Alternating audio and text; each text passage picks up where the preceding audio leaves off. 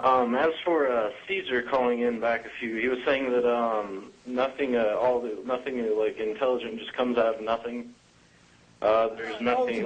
What he's trying to say, yeah, in such ways. But there is a really good example. Pi, if it is indeed a normal number, non-repeating, but yet goes on forever, it would contain the exact code for every video ever made or yet to be made in a computer structure sequence. So, and what are the odds that the digits of pi would have been exactly what they are? I mean, I have no idea. Improbable, I guess. That's right. It's infinitely improbable. What is that supposed to prove? Wow. Some things are what they are, and they happen to not fit neatly into our base 10 counting system. Yeah, and I mean, what is? I just thought it was pretty amazing. I guess yesterday was Pi Day, or someday this week was Pi Day. 3/14. Yeah. Today is 3/15. It was yesterday. So it was yesterday. So I was watching a video, and they were talking about on YouTube. They were talking about how basically every possible piece of information would be located inside of pi if you wanted to extrapolate it all the way out. Uh-huh. So I was just thinking to myself, well, there's your perfect example of intelligent things coming out of thin air. Pi is one of those things, I guess, you know, infinite monkeys on infinite typewriters. I guess if you converted them to ASCII code, eventually you get far enough and you have Hamlet. Exactly. Yep. Yeah, but again, I mean, like that caller, if he's willing, if he comes at us with a assumption that there is an infinitely powerful creator God who can do anything, then, you know, you give them any piece of evidence, and they're going to be able to take like, it's quite an astonishing line that he took, which is, well, you haven't proved that he couldn't have done it. Never will. The point of science is to find out how it got done, right? Yes. Not to disprove the claim of believers in infinite gods that their God didn't do it. Right, and science works away at the problem until it's got an answer that makes perfect sense, and then it's done.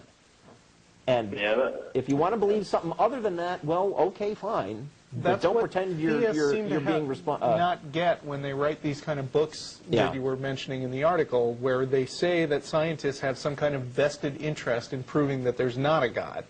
No, I mean the reason they pursue they kind of do because if a scientist was able to prove that there wasn't a God, I'm sure there'd be all kinds of, you know, glory in it. Well, yeah, but if he was able to prove there was a God, there would also be all kinds of glory. But that's not what scientists are working to do, because they know there's no point. Scientists are working on actual, like, you know, real problems. That's like guys who go around trying to prove there's no ghosts. You know, more power to them. I'm glad that there are ghost debunkers out there, because believing in ghosts is stupid. But they're not.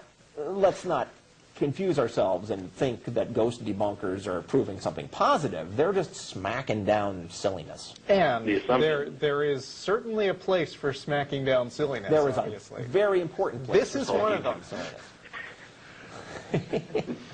Okay. But that's one of the things anytime you try and go out of your way to have a conclusion and then try and base things around it to make it look like a fact or a theory, that's where you start off, right there in the first part.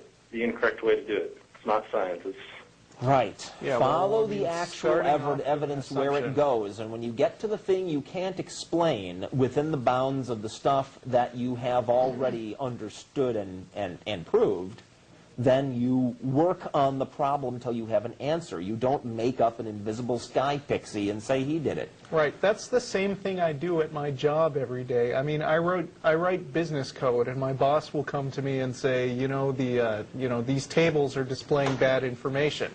And what do I say? I don't say, well, God must have put the information there. I'd get fired. Okay. Yeah, no matter how religious my boss is, he would not accept that. He would say, find the place in your damn code where that's causing the problem. And I do, and it's usually as a result of something natural. Usually? When was it the result of something not natural? Well, sometimes I get to the point where I can't explain it. Okay. That's But one I of the still things don't I've always say it was thought God. was strange. I mean, there's words such as a lot of times people try to say why, like why is there a reason for this, and they try and use reason to things that predate human cognitive abilities, and stuff like natural. How do you say that something isn't natural? I mean, if it happens in a natural world, it must be natural.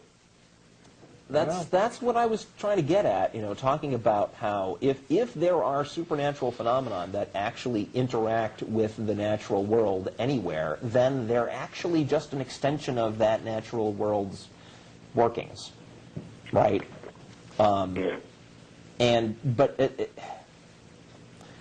So they would be problems for science to solve, not obstacles for theists to hide behind so that they don't have to give up their cherished assumptions. Yeah, the whole gap thing. I made an analogy, or I guess it would be more of an analogy, that God is like, theists carry around God like it's this baby, and they have to look for a cubbyhole to change him every now and then. Those are the gaps they put him in. So God's fecal matter is what you find in certain gaps, and you have to remove it, and it's really hard to clean out sometimes. Well, okay. You clean it up by investigating things and explaining them without the recourse for a supernatural being, I guess. Unless if we got to the thing that we really couldn't explain without invoking a supernatural being, at some point scientists might go there, but they'd be looking for the ways that supernatural being interacted with the natural world, and those interactions are what they'd be looking at. And if studying those interactions indicated why this has to be something that doesn't touch on the natural world anywhere except here, it'd be a very strange God, because he could only do that one thing. But really, now the only leg that creationists have to stand on is a false dichotomy. That if somehow one theory gets disproved, that somehow theirs is correct, and they think that this is something great, but it's really not. That they don't understand. I don't know. One of those things that kind of makes you want to facepalm. Okay. Yeah. That's a frequent feeling for me. All right. Okay, thanks for calling, All right. Justin. Thanks very much for your See you call. later.